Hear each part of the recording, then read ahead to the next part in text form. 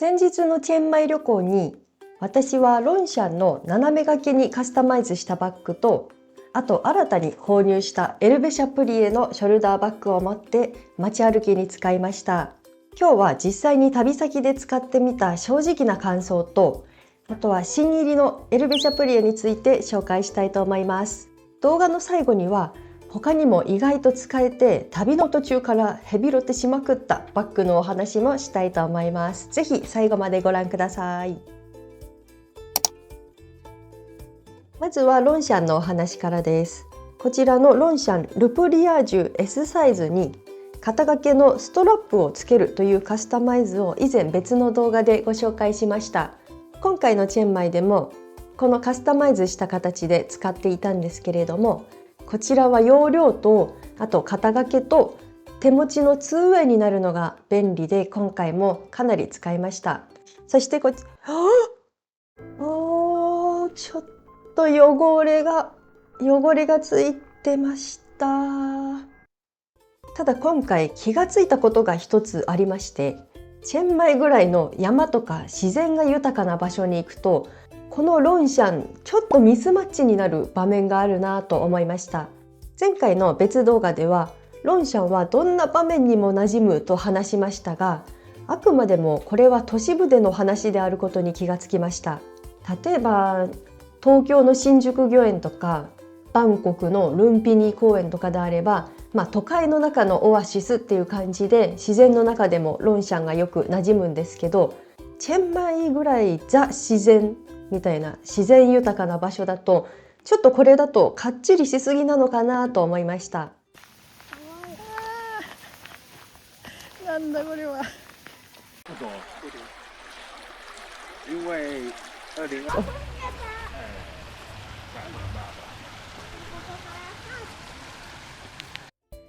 でも容量がやはり絶妙で、ペットボトルも傘でも何でもたくさん入るので、結局なんだかんだ出番は多かったです。このロンシャンルプリアージュ S サイズに何が入るかは以前の動画で紹介しているので、よかったら見てみてください。突然なんですけれども、今日ですね、このルプリアージュ S サイズにショルダーストラップをつけるカスタマイズを紹介した動画にコメントがつきました。で、そのコメントが質問だったんですけれども、対角線の持ち手にストラップをつけるんではなくて、同じ側につけると変ですかという質問でした。今私本当はこちらの両端に穴を開けてストラップをつけているんですけれど、穴を開けたくない人はこういう留め具を持ち手のところにつけてストラップをつけることができるんですが、今こうやって対角線上にストラップをつけてます。で、対角線上にストラップをつけるとチャックを開閉するときに開けづらさがあるので、それを、対角線上じゃなくてこっち側かな、片側同じところにつけたら変ですかという質問でしたので、それを検証してみようと思います。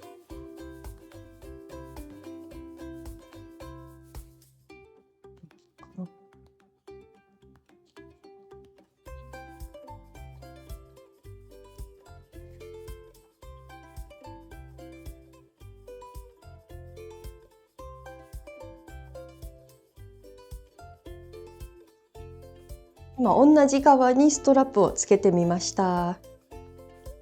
どうかな？見た目は全然変じゃないです。ちょっと懸念しているのがこの背負った時の重さの分散ですかね。試しに特茶を入れてみます。あとちょっとこれも入れてみましょうか。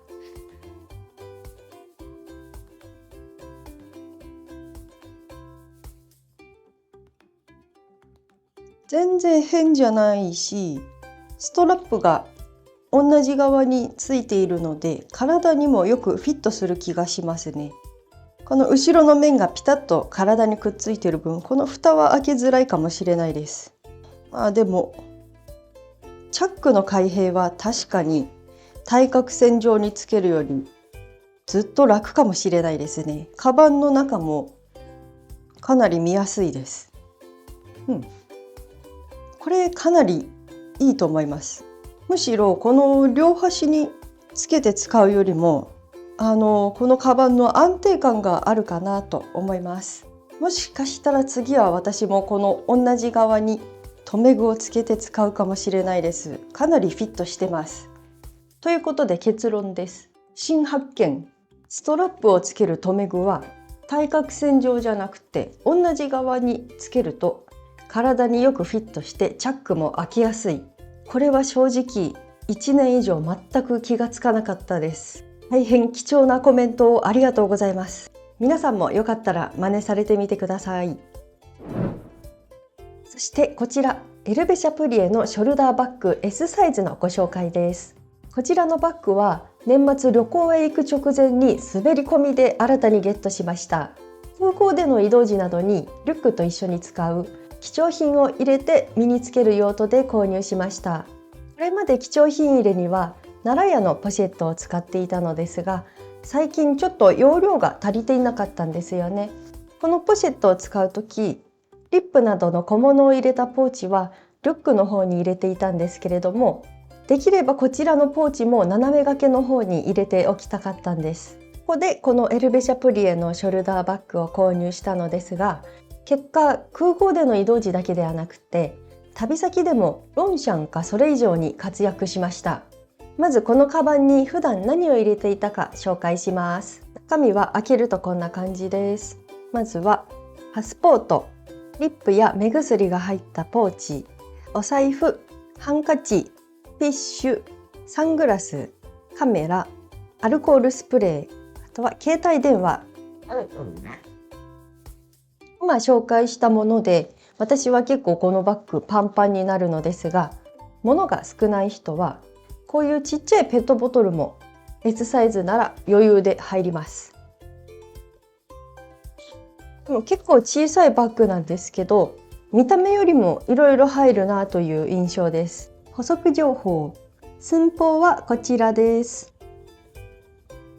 バッグの中身ですが、ポケットなどはなくシンプルな作りになっています。このバッグを旅先でついつい使うようになったのにはいくつか理由がありまして、まず一つ目がこのバッグ革を全然使ってないナイロン生地のみなのでロンシャンよりもさらに軽いんです。で、2つ目がこれ実はチャックが2つついてましてロンシャンよりも開け閉めが楽です。そして3つ目がこのデザインがチェンマイでも空港でもどこでもよく馴染んだということです。いわば布でできたバッグなのでとにかく軽いです。そして布ではあるのですが結構張りのあるパリッとした素材でチャックも2つついているので、この革付きのロンシャンに比べたらずっと開け閉めがしやすいです。でもロンシャンはその代わりに防犯面ではかなり優れているとは思います。そしてエルベシャプリエのこの紐はちょっと長いのでこんな風にちっちゃく少し結んで使っていました。斜め掛けはもちろん肩にちょこんとかけるだけでもバッグが大きくないので手ぶらのような感覚で持てます。これでホテルの朝ごはんに行く時やちょっと近所のセブンイレブンに行く時もこれをさっと手に取って出かけていました。また象と触れ合うエレファントキャンプもかなり山の上の泥んこの場所だったんですがこれを持っていきました。色のラインナップもロンシャンほどではないのですがいくつかあります。この青はちょっと鮮やかすぎるかなと思ったのですが、全身に占めるバッグの面積が小さいのと、あとは私が普段 T シャツにジーパンというような地味な格好ばっかりしているので、この青が良いアクセントになりました。そして同じようなナイロンで船型のショルダーバッグって他のブランドでももっと安く売ってたりすると思うのですが、この色味とシルエット、あとはこの緑色のエルベのタグとか全体が醸し出すバランス感が絶妙で気に入っています。またこちら正規店で買えば糸がほつれてきた時なども修理してもらえます。ただお子さんのおむつを持ち歩く必要がある方とかはどうしてもこのバッグ単体では容量が足りないですよね。最近はエルベシャプリエでこれとはまた違う形のタイプのもっと容量が大きいショルダーバッグが出ていて、そちらも今気になっています。そして意外と盲点だった旅行でかなり使えるバッグの紹介です。といってもこのエコバッグです。今回一緒にチェンマイを旅行した友達が主に使っていたのが、なんとキャンバス生地のエコバッグでした。キャンバス生地といってもこのぐらいふたっとした薄手のもので、そして肩にかけると体に馴染んで、もう何でもポイポイ入れて使いやすそうだったんです。特にその友達が使っていたのは赤い布生地にムエタイをする鳥のプリントがされたすっごい可愛いもので、どこで買ったのか聞いたら、それは去年バンコクのチャットチャックマーケットで買ったとのことでした。私も今回旅の途中から真似をしてエコバッグを使うようにしたらかなり楽ちんでした。エルベのバッグを斜め掛けしてエコバッグをサブバッグにして2個持ちにしてもいいし、あとはたまにこのエルベごとエコバッグに入れて一つにまとめることもありました。エコバッグを使っていると道端でお土産を買った時も何も考えずにバッグにホイホイ入れられますよね。チャックがついていないのでスリが多い人混みとかだと注意ですけど、人がそんなに多くない場所だったらエコバッグ結構ありだなと思いました。ということでチェンマイ旅行ではエルベシャプリエとエコバッグが意外にもかなり使えました。今回新しい発見がいろいろあったので、今後の旅行に持っていくバッグのラインナップも変わるかもしれないです。相変わらず探しているのはロンシャンよりもちょっとカジュアルめに使えて、また斜め掛けと手持ちの 2way で使える街歩き用のバッグです。皆さんの中でもし同じバッグを旅先で使っていたり、他にもおすすめのバッグがあればぜひコメント欄で教えてください。今日もご視聴ありがとうございました。またね。